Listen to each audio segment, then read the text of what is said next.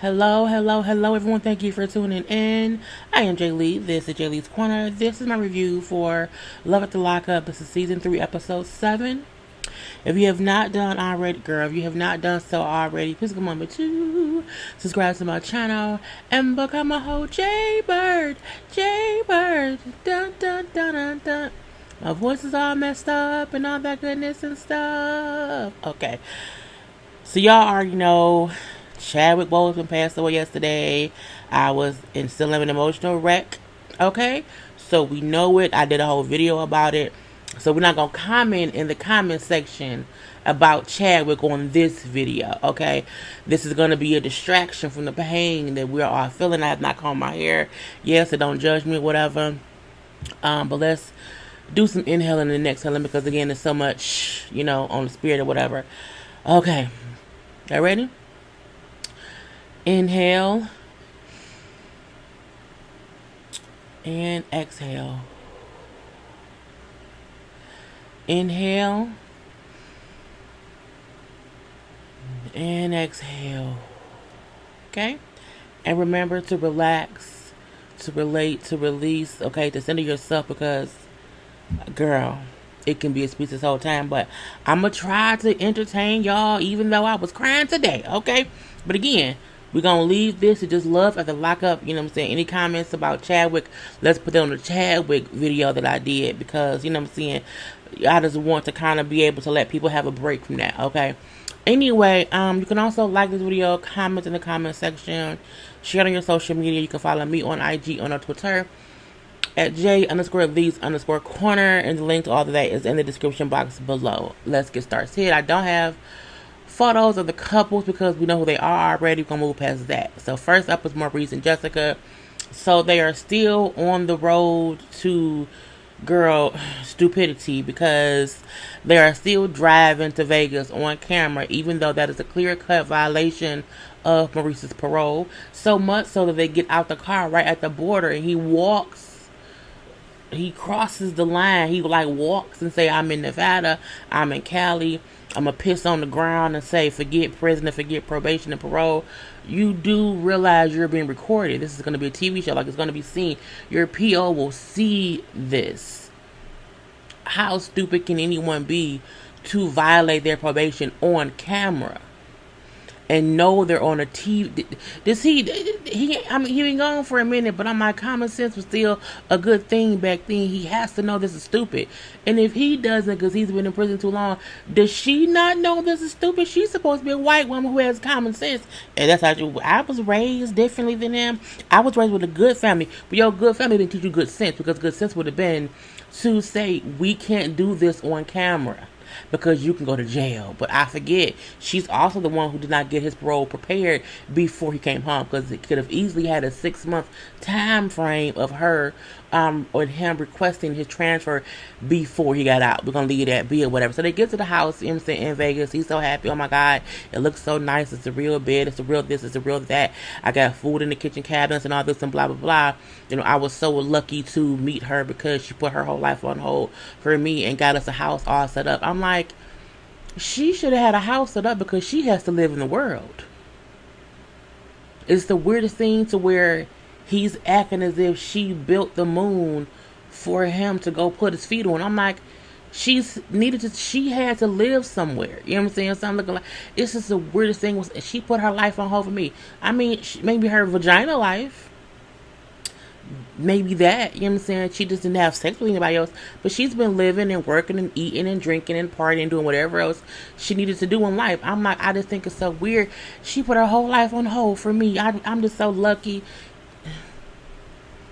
Anyway, he then wants to get dressed and they're going to go meet her parents. And he don't want her parents. I want her parents to see me in the best way. I'm going to take a shower and look all nice. Okay, fine. Okay. But they don't want her parents to know he's breaking parole being there, because they'll think that y'all both stupid. Because it's stupid. It's really dumb or whatever.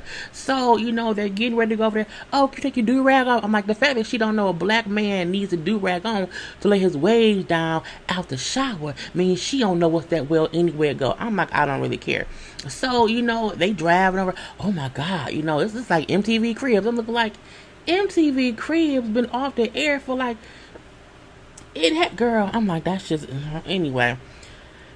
He asked her, how do you feel about bringing a black man home? Her response was, I don't feel any type of way. It's no different than if you was white. And that's, my friends, is why they don't need to be together. Because bringing a black man home as a white woman isn't like bringing a white man home. It isn't. Even if it's the same for you, it's different for him. And the fact that she don't get that is what aggravates me, okay? Next up, we have Sean and Destiny. Okay, I don't know why I started name like that. So they woke up, after a night of partying out last night, and we know Destiny got drunk all on his dime and stuff or whatever. He like, I'm so happy to be waking up next to her, but I also fear that her priorities might be all screwed up. I say, Sean, you have 6 children, okay? You have 6 children who you love, and you are risking their livelihood for this lady who you've known for a few months who was in prison, who you put up $5,000 bail, and if she skips bail, which she probably would do because she's a criminal, you will lose $50,000. You had your child shopping in a fucking thrift store, okay? When you spend $5,000 on her bail, okay? You're dumb. Your priorities are the ones that's fucked up. You being with her is proof that your priorities were fucked up before hers were fucked up. Because even if she was out here sucking and fucking and getting drunk and breaking laws, it had nothing to do with you. But you brought that into your life, which means you have your priorities fucked up. But I digress, okay? And you took money out your 401k. Talk about fucked up priorities. Anyway, he has to go to work. She wants him to leave her the car because she wants to go out and go shopping. Bitch, if you don't Uber. She then said, I want to go shopping and get some stuff for the house. And can you also leave me your credit card? And he's like, what? She's like, yeah, now the fact of the matter that is, she has stipulations on her probation that prohibits her from having a credit card, a debit card, a checking account, a check. You wonder why? Because she had 598 charges of check fraud. And as she said, the government writes bad checks all the time. Why can't I?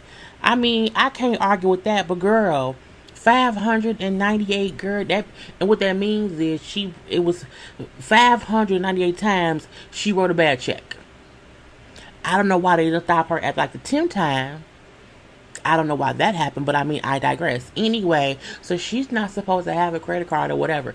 So he said, I'll put the app on your phone so that you can shop without the actual card. You just kind of put the numbers in or whatever, and that way it can be easy. Like, how much do you think you need? He's like, well, what's your limit? He's like, well, it's like $1,500. She's like, oh, that's it? That's it? I'm like, bitch, you are inmate number 672379 still, okay? You are talking about only $1,500. You don't have a pot to piss in, a one to throw it out of. You don't even have a goddamn cotton ball to dab your cooch if you leak. How would you say that $1,500 is nothing? You don't need shit. Okay? She then said, well, I was thinking at least, 5 to 10 grand. Bitch, 5 to 10. She want to go buy crack. Okay? You should, girl.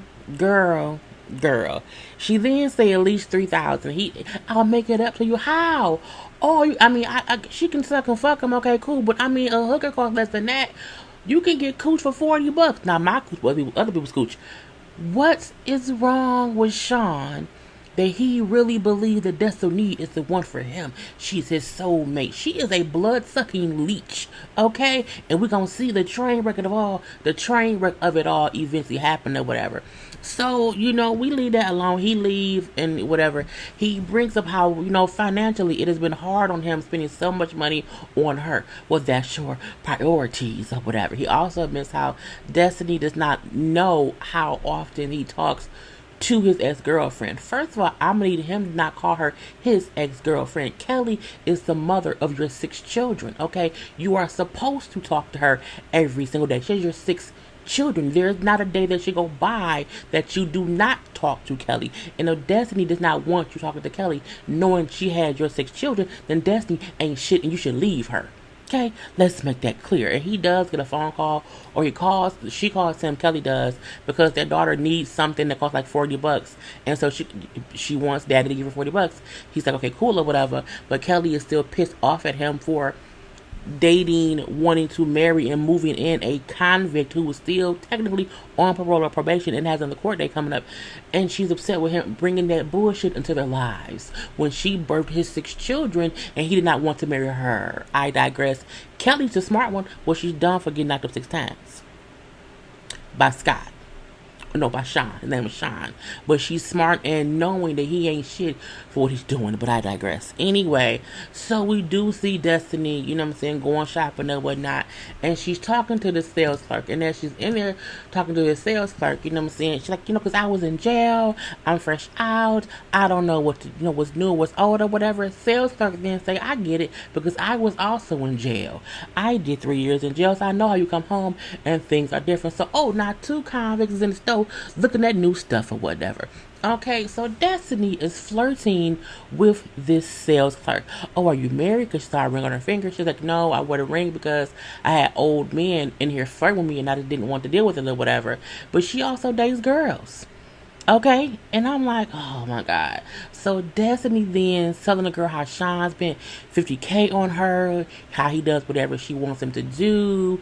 And so, you know what I'm saying, we should go on a date and he gonna pay for it. And he won't know that I'm dating you, but he'll be paying for it. I'm like, girl, and what? And girl, like, you know what I'm saying, okay, I'm not mad at it. I'm like, what kind of self-esteem do you have that you are allowing Destiny, who has nothing, who's spending another man's money on, girl? I just cannot. I cannot.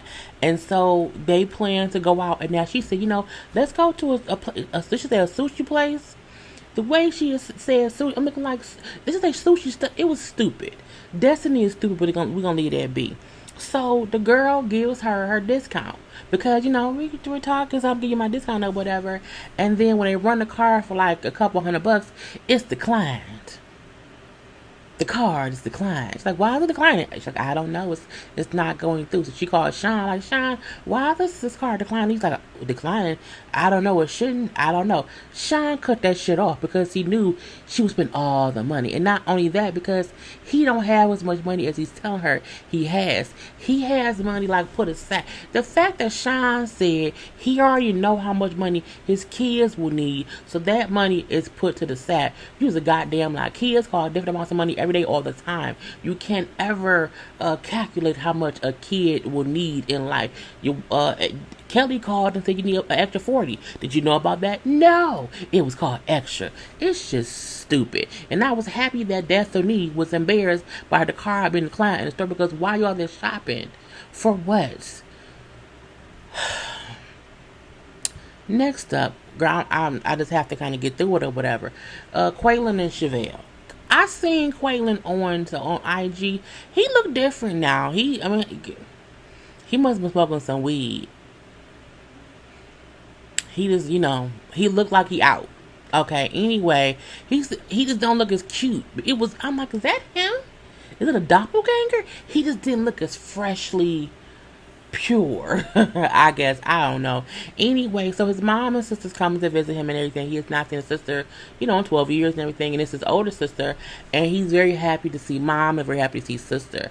Now, Chevelle is planning some surprise, not surprise, but like a welcome home dinner for him to meet her family. And she's like, you'll be home by 3, be back by 3, be back by 3. We heard you the first 18 times, stop repeating it, okay? He will be back by 3, leave us be, okay? I feel like that man been gone for 12 years. If his mom and sisters in town, that's a day that he should be with them. Your family should be secondary, because again, he has family he needs to reconnect with first, okay? And if his mom and sisters there, let them have that time and say, come back sometime tonight. Come back at 7. It's 1 o'clock right now. Come back at 7. 7 o'clock would be okay. For you to it's him. For you to come back. But I digress or whatever. So he's out shopping with mom and sister. And, the sister brings up how she just felt like you should come to Houston with us. Like, I think, because you've been gone so long, things can be crazy out here and whatnot. You should be close to family because we can help you do A, B, C, D, E, F, and G. And so many things can go wrong being in Kansas City or whatever. And she also said she just feel like he's staying for Chevelle, and she does not want him being forced to stay based on some loyalty he thinks he owes to Chevelle or whatnot. And he's like, I get it. Now, this is a sister, okay? And my exhale was not because of how she looks at all. My exhale is because of her goddamn name. Okay? Is it Quindria? Quindria? Girl, the mama name was something else too. With a goddamn Q. Girl, I just cannot. I am upset. Her mama and how she named them. And girl, I just can't. I was like, what? Quindria? I just, I just can't. Anyway, so the sisters are like, I just want this, I don't want that.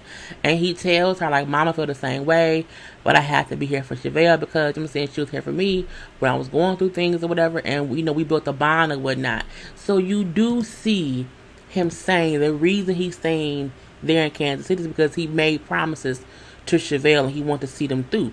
And I'm like, I'm not mad at that. At the same time, I also feel like, I think he can come home and stay with her for a little bit, and if things don't work out, if he even thinks it's going to be some trouble or whatever, he should then move to Houston, okay? But let him kind of get his bearings about what he wants to do. When he brought up how, I'm not a kid anymore, I'm grown, I'm a grown man, so let me make my own decisions for right now. Now, we then see Chevelle and her cousin, boom, DeMarc. His name DeMarc, is it DeMarc? What is it? I'm not sure. So they going somewhere, we don't know where at first, and DeMarc is like, where we going? They pull up to a car lot, and then DeMarc gets pissed off, okay? DeMarc like, are you buying him a car? Chevelle went to this car lot and had already purchased Quaylen a F-150 truck. She paid $5,000 for an F-150 truck for him, and the cousin is pissed. I'm like, first of all, you out there wearing a sheep's fur coat, Chevelle. Your wig ain't that good, Chevelle. And your car gas tank cap is missing. Girl, use your money more wisely. And it's like we feel like we understand how and why Chevelle got taken for a ride by that producer all some years ago. Because it seemed like she make decisions just too quickly or whatever. And not too smart or whatever.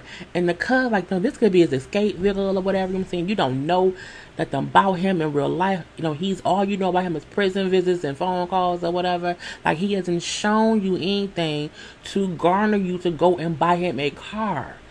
That don't make no sense. It doesn't make any sense. I'm walking on faith, okay? He showed me things and you don't see it, you know what I'm saying?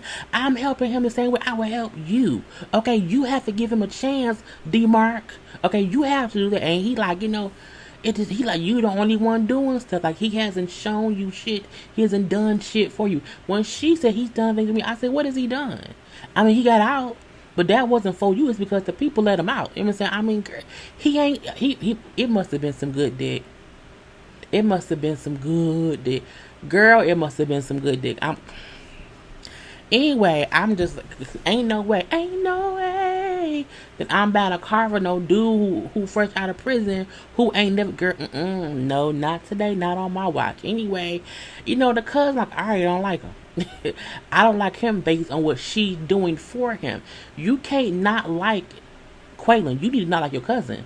Because she's the one making, and it seems like he don't know she doing this. That's on her. You know what I'm saying? That's on her. And she being gullible, spending money on a man she don't know. And you know what I'm saying? DeMarc was the one like, girl, you on some bullshit. That man can take this car and leave your ass. He could, and who knows if that's gonna happen, okay? We then have Lindsey and Scott. Scott is in the kitchen ironing his shirt on the countertop.